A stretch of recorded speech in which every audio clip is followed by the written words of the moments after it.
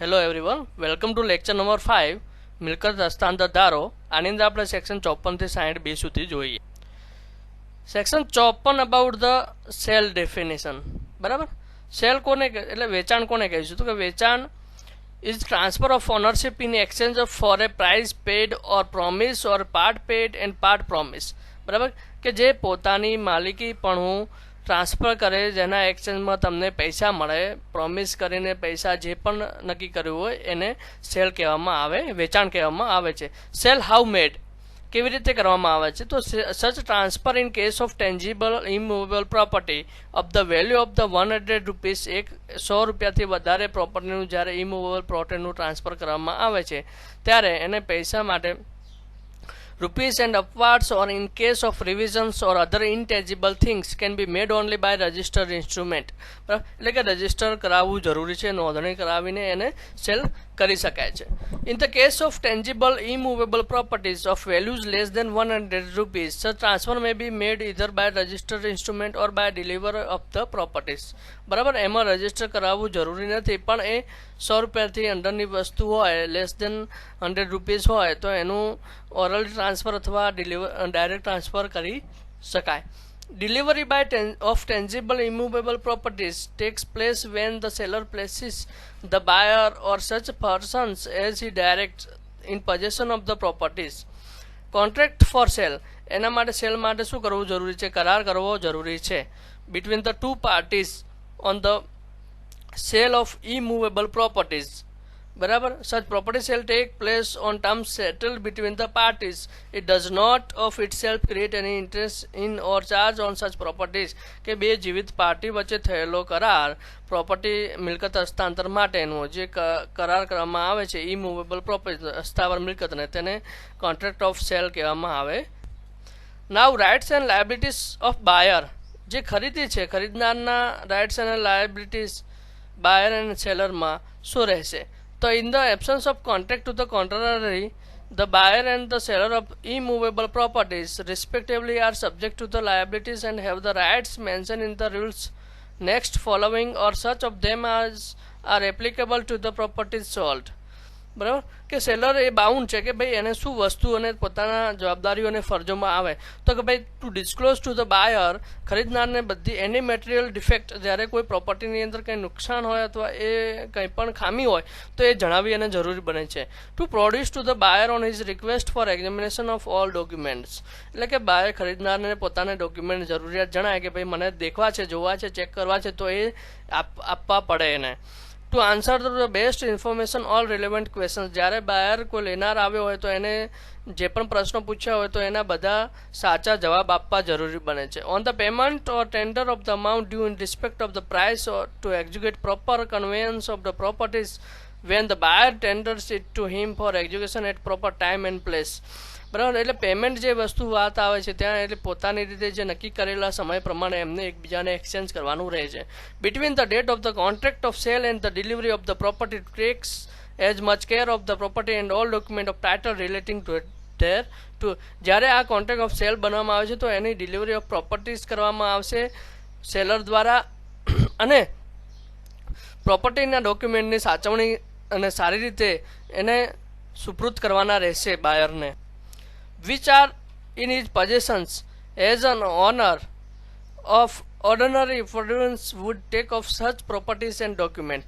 To give on being so required the buyer or such person as he directs such possession of the property as its nature admits. જ્યારે એને બાયરને આ property જ્યારે મળી જાય છે તો એને પોઝેશન આપવામાં આવે છે.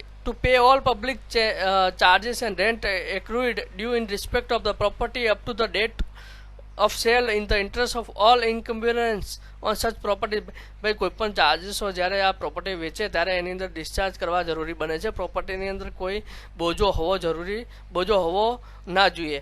The seller shall be deemed to contract with the buyer that the interest which the seller professes to transfer to the buyer subsist and that he has a power to transfer the same.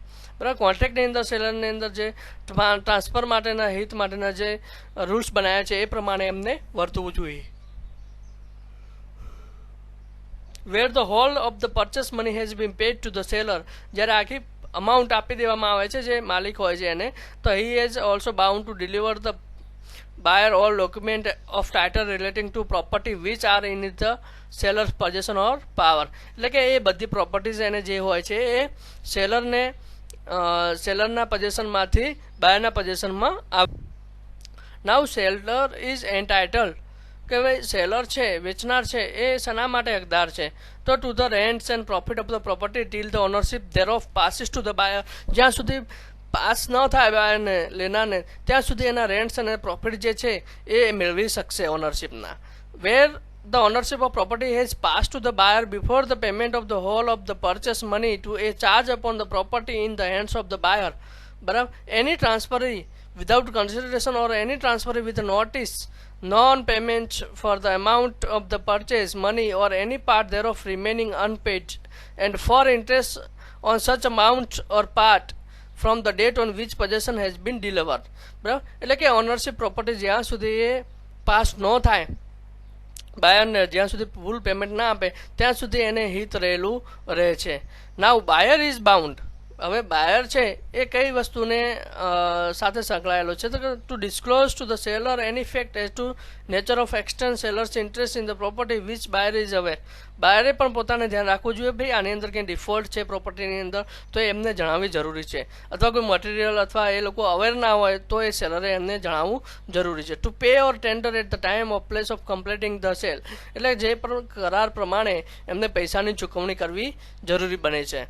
where the ownership of the property has passed to the buyer or to bear any loss arising from the destruction, injury or decrease in value of the property not seized by the seller. જ્યારે કોઈ property ownership property pass થઈ જાય બાયરને એના પછી જો કોઈ પણ loss arise થાય તો એના માટે માલિક પોતે જેને વેચી છે વેચનારના સામે કોઈ એક્શન લેવાશે નહીં. where the ownership of property has passed to the buyer as between himself and the seller to pay all the public charges and rent which may become payable in respect of the property, the principal monies due on any incumbrance subject to which the property is sold and the interest thereon afterwards accruing due. એટલે કે જ્યારે ownership property pass થઈ જાય બાયરને તો himself પોતે બાયર પોતે એને pay કરવાના રહેશે.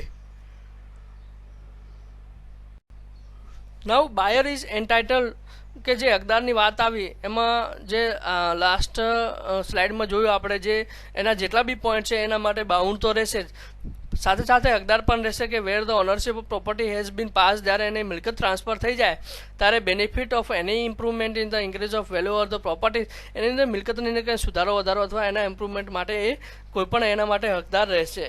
unless he has improperly declined to accept delivery of the property. જ્યારે કદાચ કોઈ કારણોસર એ પોતે પ્રોપર્ટી લેવા માટે એક્સેપ્ટેડ ના હોય તો એવા કિસ્સાની અંદર sellers and all the person claiming under him to extend the seller's interest in the property.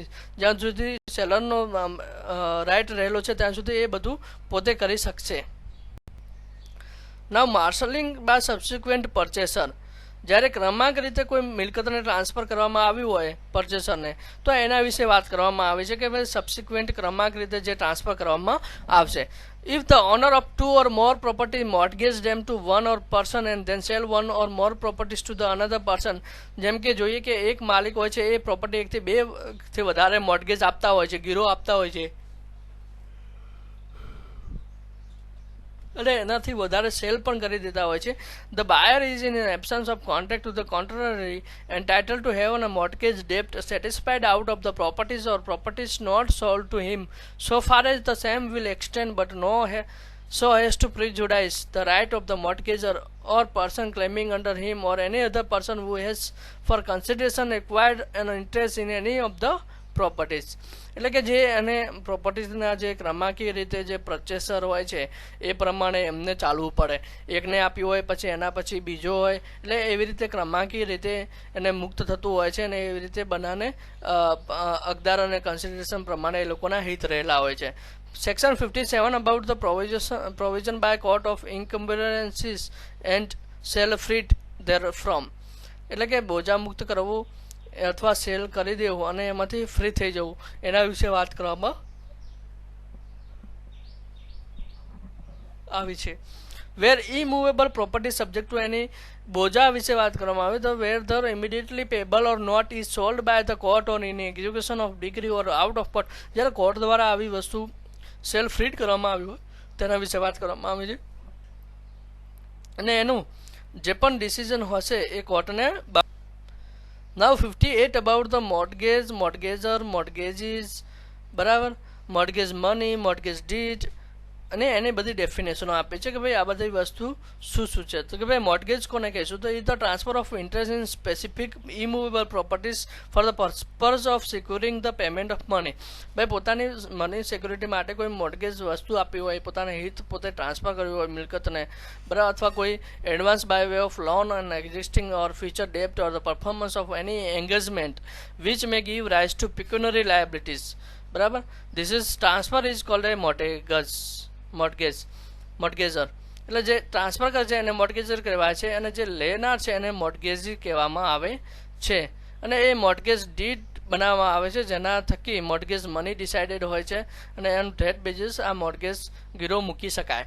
Simple mortgage, mortgage by conditional sale, સાદી ગીરો, શરતી ગીરો, ઇઝુ ફ્રેક્ચર એટલે ઉપભોગ ગીરો અને ઇંગ્લિશ ગીરો અને અસંગીત ગીરોના જે લક્ષણો છે એ તમે ખાલી ડેફિનેશન આપેલી છે કે એની અંદર શું શું આવશે, બરાબર. અને ગીરો કઈ કઈ કહેવાશે. ઇંગ્લિશ ગીરો હતી જે બ્રિટિશ ટાઈમની હતી એના વિશે વાત કરવામાં આવે છે. ઉપભોગ ગીરો,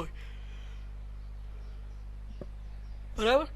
તો જે mortgager delivers possession implication binds himself to deliver possessions વાત કરી છે કે ભાઈ પોઝેશન્સ આપવામાં આવ્યું છે જ્યાં સુધી પેમેન્ટ ઓફ મોર્ટગેજ મની ના થાય ત્યાં સુધી એને યુઝી ફ્રેક્ચરી ઉપભોગ એનો ગીરો ઉપર રહેલો છે. એટલે આ વસ્તુ તમે આપણે લેક્ચરની અંદર સરખી રીતે ભણી ગયા છીએ ગુજરાતીની અંદર ગીરો અને એના પ્રકારો. તો આ ગીરો અને તેના પ્રકારો વિશે કહેવામાં નાવ રાઇટ ઓફ મોર્ટગેજર ટુ રિડીમ, પાછું મેળવવું.